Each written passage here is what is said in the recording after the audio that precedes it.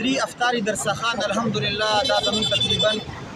دریم کال دی چې دا سلسله روانه ده او د یکم رمضان المبارک نه د دې آغاز او افتتاح شوې ده او انشاءالله 30 رمضان المبارک پورې به دا سلسله د الله تعالی په فضل او کرم سره جاري وي. دلته کې الحمدلله روزانه په بنیاد باندې تقریبا په سلونو کسان راځي مسافر او مستحقین هغوی دلته کې فری افطاري درسخان د دې نه مستفید کیږي او زموږ د مدرسې جامعه دارالهدا زمونږ چې کوم هغه علماء کرام دي اراکین دي د شورا ممبران دي او زمونږ د مدرسې کوم خدام دي په انتهایی جذبې سره شوق سره دې کې چې څوک خپله حصه کول غواړي لیکن څنګه د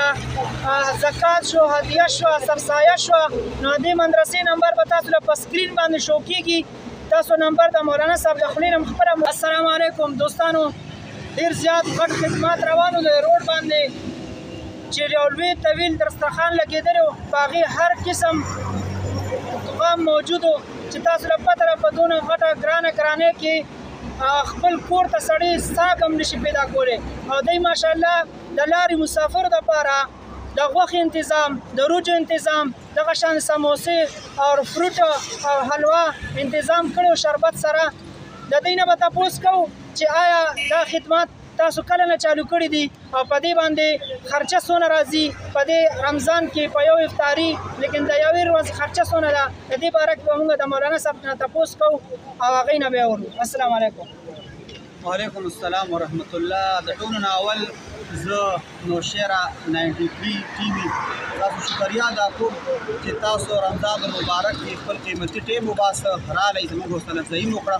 الله تعالی تاسو ته جزای خیر درکړي او ستاسو مونږ مشکور یو. دا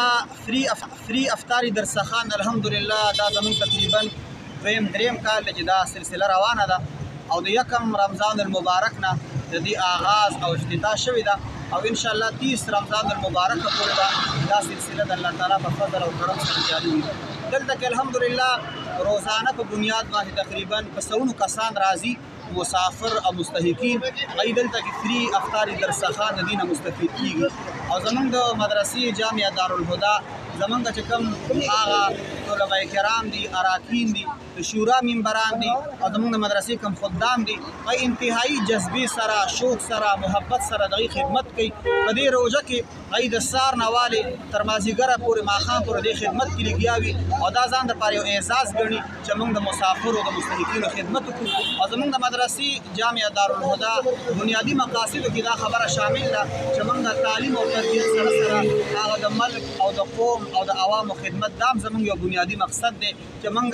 رمضان المبارک کې فری افطاري درسخان او دا شانته چې کوم دی په لوی اختر کې اجتماعي قرباني د هغې نه علاوه په نږدې وخت کې په نوښار او د ملک په مختلفو حصو کې چې کوم سیلاب هغه آفات او مصیبت راغلی په هغې موقع باندې هم الحمدلله زموږ مدرسې زموږ طلبا او زموږ انتظامیه خپل قوم سره حکومت او انتظامی سره شانه بشانه ولاړه وه. د نوښار په مختلفو علاقو کې د ورځې په سوونو زرګونو کسانو ته به څنګه ډسټرکټ هغه ضلع نوشیره انتظامیه به لګیا وه متاثرین ته به یې خوراک رسو هغوی سره پوره اوږده باندې جامعه دارالهدا ولاړه وه او د ضلع نوشیره مختلفو علاقو ته په زرګونو تعداد کې کسانو ته به الحمدلله خوراک رسو. ماشاءالله چې څوک خپله حصه کول غواړي لیکن څنګه د زکات شو هدیه شو سرسایه شو نو دې مدرسې نمبر به تاسو له په سکرین باندې شو کیږي تاسو نمبر د مولانا صاحب د خولې نه خپله مو ورئ د خپل کانټیکټ نمبر ووایئ 0333 9014 975 او دې سره به انشاءالله زه د بینک ډیټیل هم د دوی ورکړم که څوک امداد کول غواړي دې مدرسې سره نو ماشاءالله د دې دیني خدمات هم دي او دنیاوي څنګه انسانانو سره یو قسم ته ښېګړه کول دي ځکه تاسو له پته ده په دې ګرانۍ کې یقیني درته وایم چې په خپل کور کې سړی د یو وخت روزي پیدا کول ډېر زیات ګران کار دی او دوی ماشاءالله دا دومره غټ طویل دسترخوان لګېدلی تاسو د موبایل په سکرین باندې کتی شئ چې ماشاءالله کم از کم دې باندې ډېره زیاته خرچه راځي نو په دې کې څوک امداد کول غواړئ نو په دې مدرسې سره امداد وکړئ انشاءالله الله تعالی هم به هغه امداد ضایع کوي نه. السلام علیکم.